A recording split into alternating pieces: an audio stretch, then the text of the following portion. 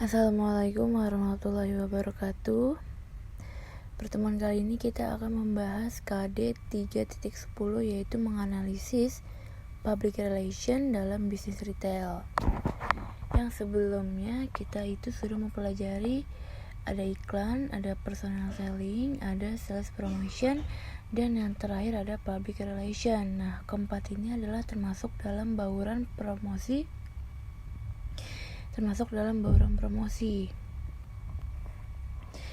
Nah, kali ini kita akan membahas public relation dalam bisnis retail. Yang pertama yang akan kita bahas itu adalah hubungan marketing dan public relation. Jadi keduanya ini saling berhubungan. Jadi menurut Kotler, pemasaran ini adalah suatu proses sosial dan manajerial di mana pribadi atau organisasi memperoleh yang mereka butuhkan dan inginkan melalui penciptaan dan pertukaran nilai dengan yang lain. Jadi pemasaran di sini adalah mencakup proses perencanaan, harga, promosi, dan distribusi terhadap suatu ide, barang atau jasa yang untuk diciptakan pertukaran yang memuaskan. Jadi di sini pemasaran itu adalah mencakup proses 4P ya, atau bauran pemasaran. Yang kedua itu adalah public relation. Menurut Oliver adalah manajemen reputasi organisasi. Jadi di sini public relation ini adalah meliputi berbagai program yang dirancang untuk mempromosikan atau melindungi citra perusahaan atau produknya masing-masing. Jadi masuknya bidang public relation ke dalam marketing karena peningkatan kebutuhan dan minat konsumen, harga semakin kompetitif, perlunya memperluas distribusi, dan banyaknya promosi dari produk atau jasa yang sejenis.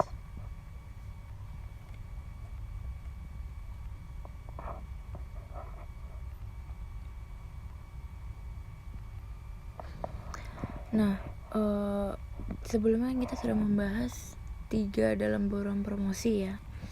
Sekarang kalau misalkan dihubungkan dengan public relationnya ini adalah yang pertama, ada public relation ini dapat membantu perusahaan melalui kegiatan periklanan, yaitu dengan memberikan informasi kepada publik sasaran melalui penggunaan media massa, yaitu baik media cetak maupun elektronik untuk menjangkau khalayak yang luas.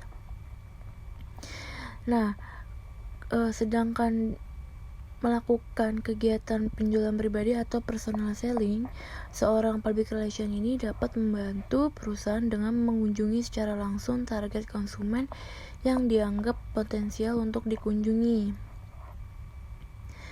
Dan adapun elemen komunikasi pemasaran lain yang dapat dilakukan seorang public relation untuk membantu kegiatan pemasaran ialah dengan mengadakan kegiatan promosi penjualan atau sales promotion.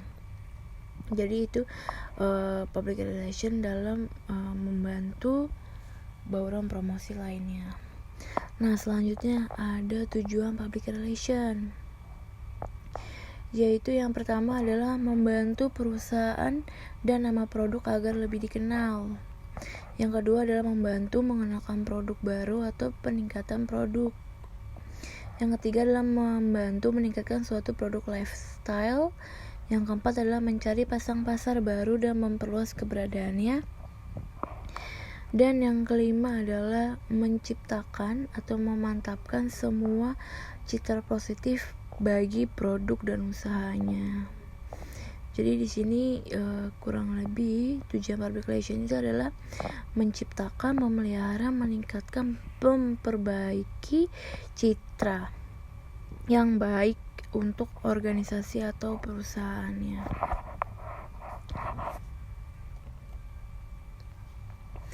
Nah, selanjutnya ada pengertian marketing public relation. Jadi didefinisikan yaitu sebagai sebuah proses perencanaan, eksekusi, dan evaluasi program-program yang mendorong atau menganjurkan pembelian dan kepuasan konsumen melalui komunikasi yang kredibel dalam menyampaikan informasi dan menciptakan impresi yang mengidentifikasi perusahaan dan produknya dengan kebutuhan, keinginan, perhatian, dan kepentingan konsumen. Selanjutnya itu ada peran marketing public relation. Menurut Kotler dan Keller tahun 2008. Jadi perannya ini atau dalam melakukan tugas-tugasnya yaitu adalah membantu peluncuran produk-produk baru. Yang kedua, membantu memosisikan kembali produk yang sudah matang. Yang ketiga, membangun minat terhadap kategori produk. Yang keempat, mempengaruhi kelompok sasaran tertentu. Jadi sasaran di sini yaitu seperti stakeholder, di mana menurut Casali yaitu adalah stakeholder ini adalah kelompok-kelompok yang berada di luar maupun di dalam perusahaan yang mempunyai peranan dalam menentukan keberhasilan perusahaan. Jadi dengan demikian dapat disimpulkan bahwa public relation ini terdiri dari public internal maupun eksternal. Jadi kedua publik tersebut perlu dibina hubungan baiknya demi tercapainya tujuan perusahaan. Jadi sasaran ini dapat dari eksternal maupun internal. Dan yang kelima itu adalah membela produk yang telah menghadapi masalah publik. Jadi di sini yaitu adalah memperbaiki citra produk gitu. Yang keenam adalah membangun citra korporat yang tercermin baik dalam produk-produknya. Selanjutnya itu adalah strategi marketing public relation. Jadi berikut adalah alat-alat utama dari marketing public relation, antara lain adalah terbitan. Terbitan ini adalah perusahaan ini sangat mengandalkan bahan-bahan yang diterbitkan untuk menjangkau dan mempengaruhi pasar sasarannya. Contohnya, bahan-bahannya mencakup brosur, artikel, berita berkala, dan majalah perusahaan atau laporan tahunan dan bahan-bahan audio visual.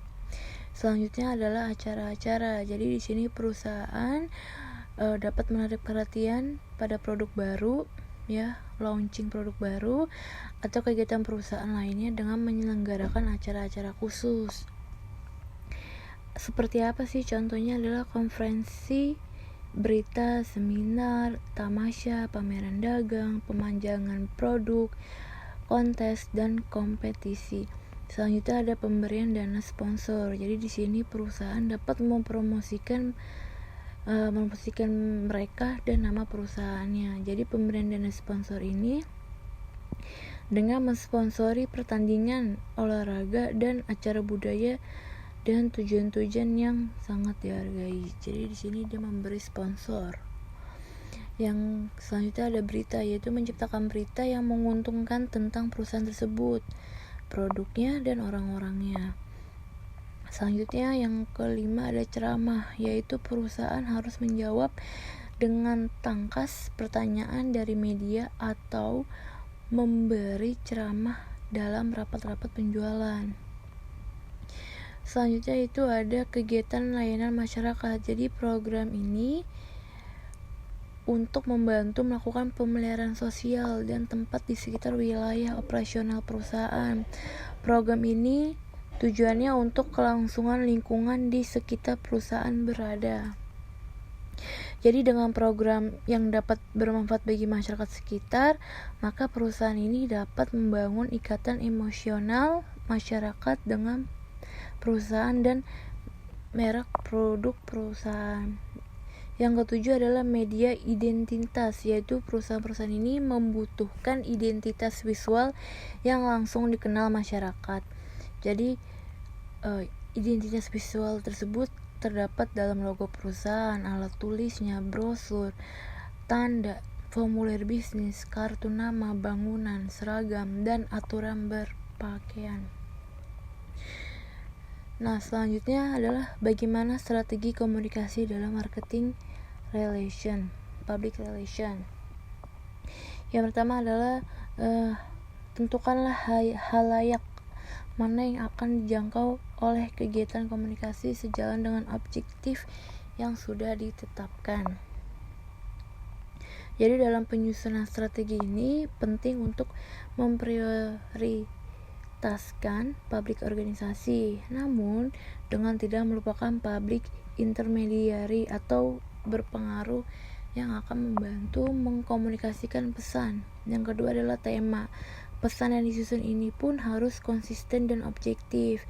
Jadi tema yang baik adalah tema yang jelas, langsung, relevan, aktual, dan jujur. Selain itu bisa juga kreatif, dramatis, atau bernilai berita. Jadi harap diingat tema itu tidak sama dengan slogan. Yang terakhir ada event dan media. Jadi media dan event yang dipilih dilakukan dengan mempertimbangkan khalayak yang dijangkau melalui kegiatan komunikasi tersebut. Jadi di sini mempertimbangkan bagaimana pesan itu disampaikan, apakah media publik, media interaktif, media yang terkontrol, komunikasi tatap muka, ataukah menyelenggarakan kegiatan atau membuat kegiatan.